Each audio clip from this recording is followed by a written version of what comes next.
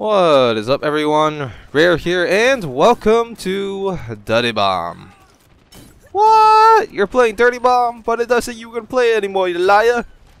Well, that's not true. I said I didn't want the focus of my new channel being one particular game, aka Dirty Bomb, but that doesn't mean that I'm going to be, stopping making Dirty Bomb videos. That just means that when I do make a Dirty Bomb video, it's going to be something that I actually want to make without the pressure of being known as a Dirty Bomb channel. With that said, today I wanted to sit down with you guys and just talk about the game, because I realized that when I was running my old channel and when I released that rant video, I really bashed on the game. I gave it a hard time, and I won't be taking back anything I said in that video. In fact, I still believe that the new crafting system is horrible. However, I figured that I should at least make a structured video explaining to the developers and to you guys my sort of thoughts and opinions on the game in its current state, and sort of what can be done in order to improve it. Of course, this video is really more of a suggestion rather than an actual guideline, because one, I am not a game developer. Okay, I don't know how much effort goes into actually programming the game and improving it. Two, I don't know what resources Splash Damage has access to, which means I don't even know if they could even consider any of the suggestions that I give. And lastly, three, I'm not even sure if there's enough time before what I suggest could be applied, because no matter how good or bad my ideas might be, it doesn't matter if the players have already left the game and moved on. Okay, so regarding my suggestions, the first thing that I feel that Splash Damage should focus on when it comes to improving Dirty Bomb as a game is fixing bugs and optimizing the game itself. Now, this is something that Splash Damage seems to be aware of, considering they have told us about the Summer Squash project as their next focus, where they're going to be focusing on squashing bugs, hence the name, and improving performance, which is bloody amazing. Alright, if it's one thing that discourages people from playing a game, it's when the game itself doesn't even function well in the first place. A good example of this being the recent No Man's Sky game that came out a couple of days ago.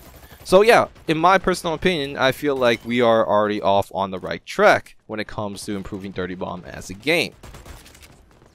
Now, after bug fixes and optimization, what I feel to be the next best course of action is to actually work on and release a new map as soon as possible. If Splash Damage could release a new map along with a new mercenary, that would be amazing. However, if there was only a choice between one of the two, I personally would rather they focus on releasing a new map rather than a new mercenary. Alright, and the reason for that is simply because I feel that a new map would benefit everyone more compared to the release of a new mercenary. With a new mercenary, only people who have been saving up credits will be able to access that new mercenary, which means that newer players will be left out. A new map, on the other hand, means that everyone benefits from the new experience, from new players to veterans.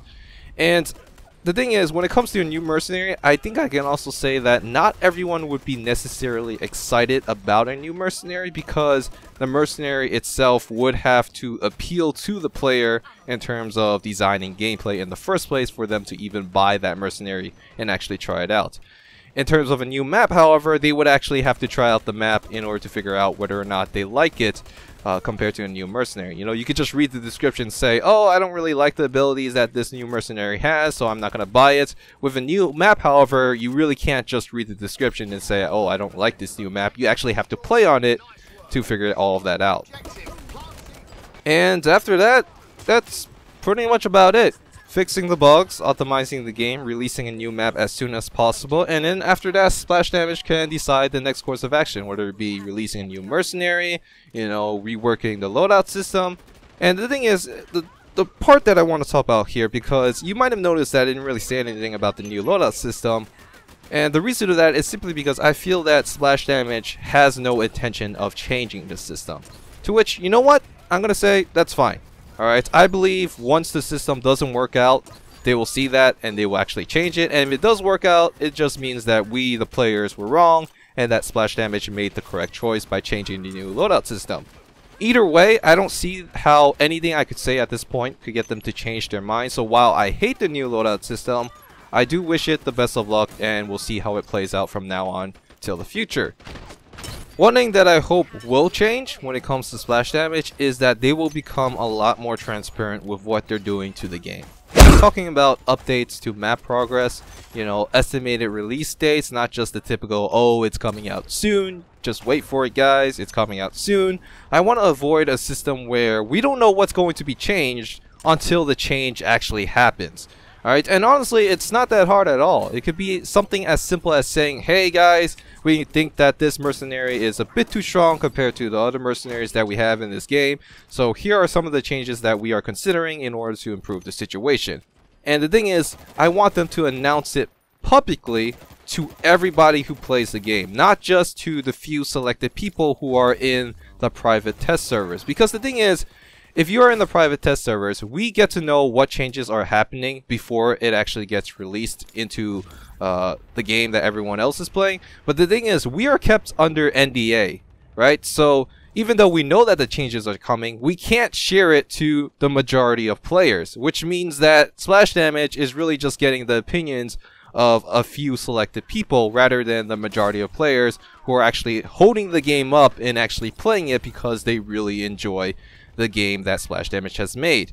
Alright, so I feel like transparency is the most important thing here. Alright, I don't want a private test server where only a few selected people know about the change that's going to happen, because the thing is, even if they tell us about the change, we can't share it with you guys. And even if we have our own personal opinion and we say, hey, we don't like the new change, they're gonna say, oh, you guys only know about it, but you know, there's only a few of you guys, so we don't know what the majority of players think, so we're not going to change the system. Instead, we're just going to put it into the system because who cares about the minority? But you know, that doesn't make any sense. If you don't care about the minority, why would you select only a few people to know about the changes that are going to be happening, rather than just tell everybody so you know what the majority of people know what's going to happen? It just blows my mind. It doesn't make any sense at all. Why put NDA and say we can't tell anyone about the changes, but at the same time, you know, if we have our own opinions about the changes, we don't care about your opinions because fuck you, you guys are the minority. It's just, what? It doesn't make any sense at all.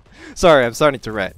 But yeah, I hope that they become a lot more public with the stuff that they're going to be doing with the games. You know, they don't have to tell us about everything, alright? I don't need to know the salaries that they're making, how much the game is making, or all that kind of stuff. I just need to know stuff that would affect me in terms of being a player, as someone who actually enjoys the game and plays it on a daily basis. But yeah, I'll see you guys next time. Hope you guys enjoyed the video, or at least found it entertaining and whatnot. And as always, remember to be considerate and exit through the back door.